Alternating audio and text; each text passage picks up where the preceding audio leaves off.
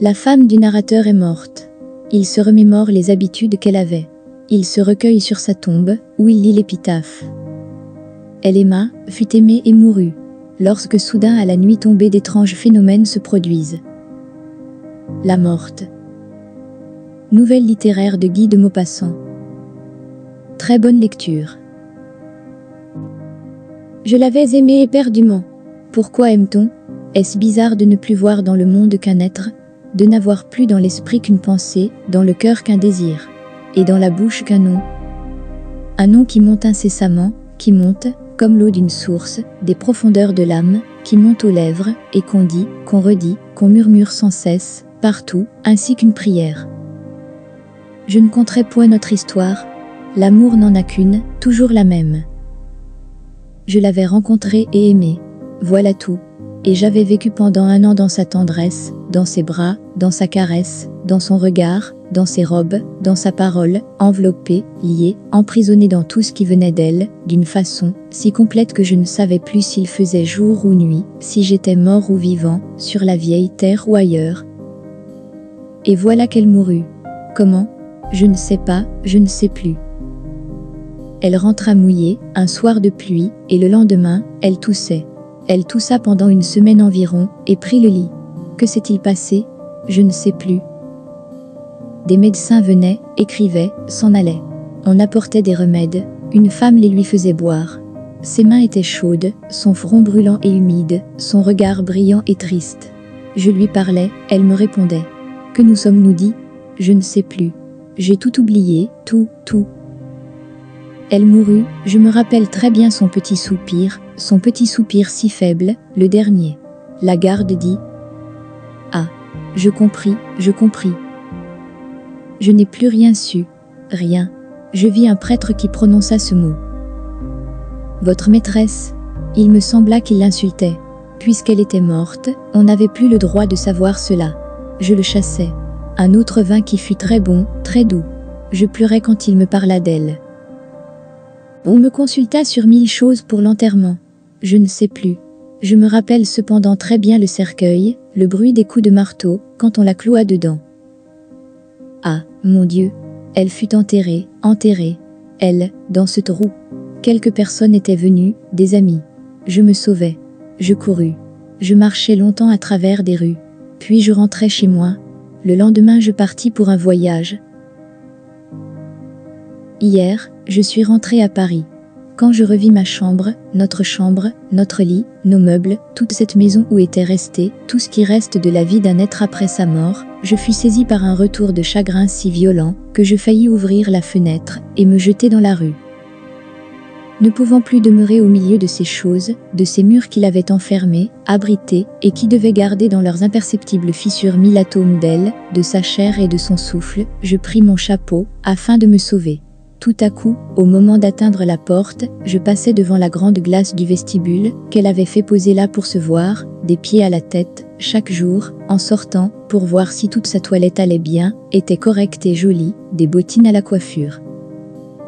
Et je m'arrêtais net en face de ce miroir, qu'il avait si souvent reflété. Si souvent, qu'il avait dû garder aussi son image. J'étais là debout, frémissant, les yeux fixés sur le verre plat, profond, vide, mais qui l'avait contenu tout entière, possédée autant que moi, autant que mon regard passionné. Il me sembla que j'aimais cette glace. Je la touchais. Elle était froide. Oh, le souvenir, miroir douloureux, miroir brûlant, miroir vivant, miroir horrible, qui fait souffrir toutes les tortures. Heureux les hommes dont le cœur, comme une glace où glisse, et s'efface les reflets, oublie tout ce qu'il a contenu, tout ce qui a passé devant lui, tout ce qui s'est contemplé, miré, dans son affection, dans son amour. Comme je souffre. Je sortis, et, malgré moi, sans savoir, sans le vouloir, j'allais vers le cimetière. Je trouvais sa tombe toute simple, une croix de marbre, avec ces quelques mots. Elle aima, fut aimée, et mourut. Elle était là, là-dessous, pourrie. Quelle horreur! Je sanglotais, le front sur le sol. J'y restais longtemps, puis je m'aperçus que le soir venait. Alors un désir bizarre, fou, un désir d'amant désespéré s'empara de moi. Je voulus passer la nuit près d'elle, dernière nuit, à pleurer sur sa tombe. Mais on me verrait, on me chasserait. Comment faire? Je fus rusé. Je me levai et me mis à errer dans cette ville des disparus. J'allais. Comme elle est petite cette ville à côté de l'autre, celle où l'on vit, et pourtant comme ils sont plus nombreux que les vivants, c'est mort. Il nous faut de hautes maisons, des rues, tant de places, pour les 4 générations, qui regardent le jour en même temps, boivent l'eau des sources, le vin des vignes, et mangent le pain des plaines. Et pour toutes les générations des morts, pour toute l'échelle de l'humanité descendue jusqu'à nous, presque rien, un chant, presque rien. La terre les reprend, l'oubli les efface. Adieu. Au bout du cimetière habité, j'aperçus tout à coup le cimetière abandonné, celui où les vieux défunts achèvent de se mêler au sol, où les croix elles-mêmes pourrissent, où l'on mettra demain les derniers venus. Il est plein de roses libres, de cyprès vigoureux et noirs, un jardin triste et superbe, nourri de chair humaine. J'étais seul, bien seul. Je me blottis dans un arbre vert. Je m'y cachai tout entier, entre ses branches grasses et sombres, et j'attendis, cramponné au tronc, comme un naufragé sur une épave. Quand la nuit fut noire, très noire, je quittai mon refuge, et me mis à marcher doucement, à pas lents, à pas sourds, sur cette terre pleine de morts. J'errai longtemps. Je ne la retrouvai pas. Les bras étendus, les yeux ouverts, heurtant des tombes avec mes mains, avec mes pieds, avec mes genoux, avec ma poitrine, avec ma tête elle-même, j'allais sans la trouver. Je touchais, je palpais comme un aveugle qui cherche sa route, je palpais des pierres, des croix, des grilles de fer, des couronnes de verre, des couronnes de fleurs fanées. Je lisais les noms avec mes doigts, en les promenant sur les lettres. Quelle nuit, je ne la retrouvais pas. Pas de lune, quelle nuit. J'avais peur, une peur affreuse dans ces étroits sentiers, entre 2 lignes de tombes. Des tombes, toujours des tombes. À droite, à gauche, devant moi, autour de moi, partout, des tombes. Je m'assis sur une d'elles, car je ne pouvais plus marcher tant mes genoux fléchissaient. J'entendais battre mon cœur, et j'entendais autre chose aussi. Quoi, un bruit confus innommable? Était-ce dans ma tête affolée, dans la nuit impénétrable, ou sous la terre mystérieuse, sous la terre ensemencée de cadavres humains, ce bruit? Je regardais autour de moi. Combien de temps suis-je resté là? Je ne sais pas. J'étais paralysé par la terreur, j'étais ivre d'épouvante, prêt à hurler, prêt à mourir. Et soudain il me sembla que la dalle de marbre sur laquelle j'étais assis remuait. Certes, elle remuait, comme si on l'eût soulevée. D'un bond je me jetai sur le tombeau voisin, et je vis la pierre que je venais de quitter se dresser toute droite, et le mort apparut, un squelette nu qui, de son dos courbé la rejetait. Je voyais très bien, quoique la nuit fût profonde.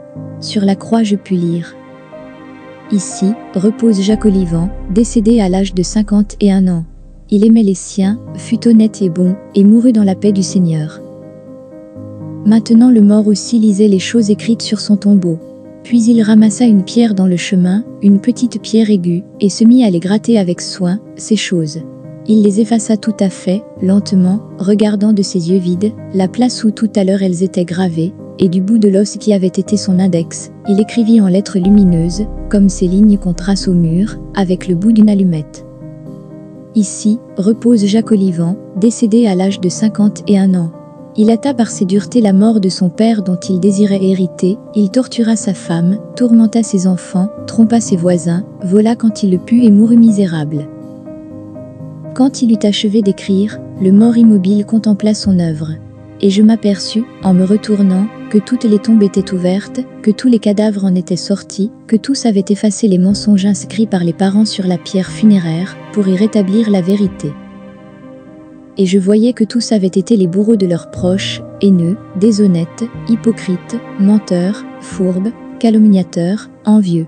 Qu'ils avaient volé, trompé, accompli tous les actes honteux, tous les actes abominables, ces bons pères, ces épouses fidèles, ces fils dévoués, ces jeunes filles chastes, ces commerçants probes, ces hommes et ces femmes dits irréprochables. Ils écrivaient tous en même temps, sur le seuil de leur demeure éternelle, la cruelle, terrible et sainte vérité que tout le monde ignore ou feint d'ignorer sur la terre. Je pensais qu'elle aussi avait dû la tracer sur sa tombe. Et sans peur maintenant, courant au milieu des cercueils entr'ouverts, au milieu des cadavres, au milieu des squelettes, j'allais vers elle, sûr que je la trouverais aussitôt. je la reconnus de loin, sans voir le visage enveloppé du suaire.